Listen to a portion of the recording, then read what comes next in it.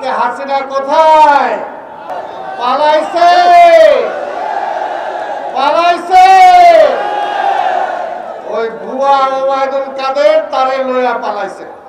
Mujib court যদি কোথাও রাস্তায় দেখেন, প্রথম দুই একটা গণঅধিকার দিয়ে তারপরে পুলিশের কাছে দিবেন।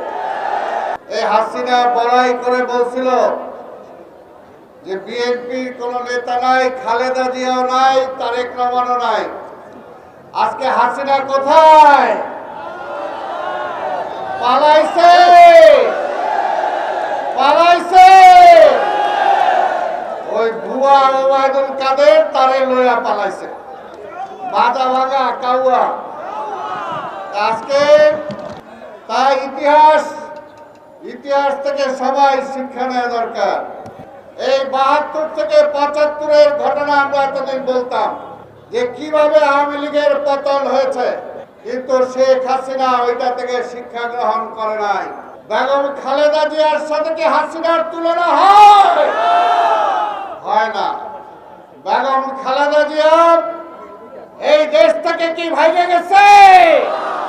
ভাগে নাই। এখনো বেগম খালেদা জিয়া আছে এবং বেগম খালেদা জিয়া সসম্মানে আছে, কিন্তু হাসিনা কিন্তু ভাইগা গেছে। তার চেলা চামুন্ড যারা ছিল তারাও ভাইগা গেছে।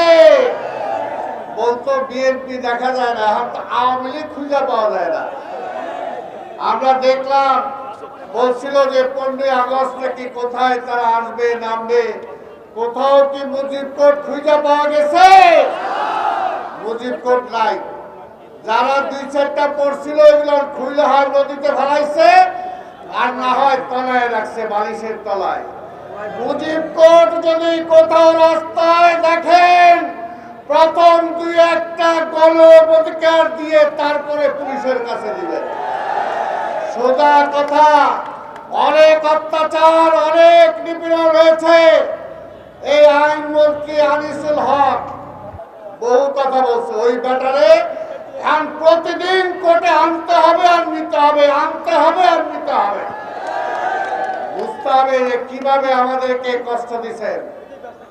তাই ভাইয়ের আমার, বক্তব্য আমি বলেছি, দীর্ঘায়িত করব না। আজকে শুধু একটাই কথা, আমাদের নেত্রীকে আমরা মুক্ত করতে সক্ষম হয়েছি। আমাদের নেতা দেশনায়ক তারেক রহমানকে ফিরে আনতে হবে। আমাদের সকলের মামলা প্রত্যাহার করতে হবে। আমাদের গুম হওয়া ভাই বোন যারা আছে তাদেরকে ফিরে আনার জন্য চেষ্টা করতে হবে।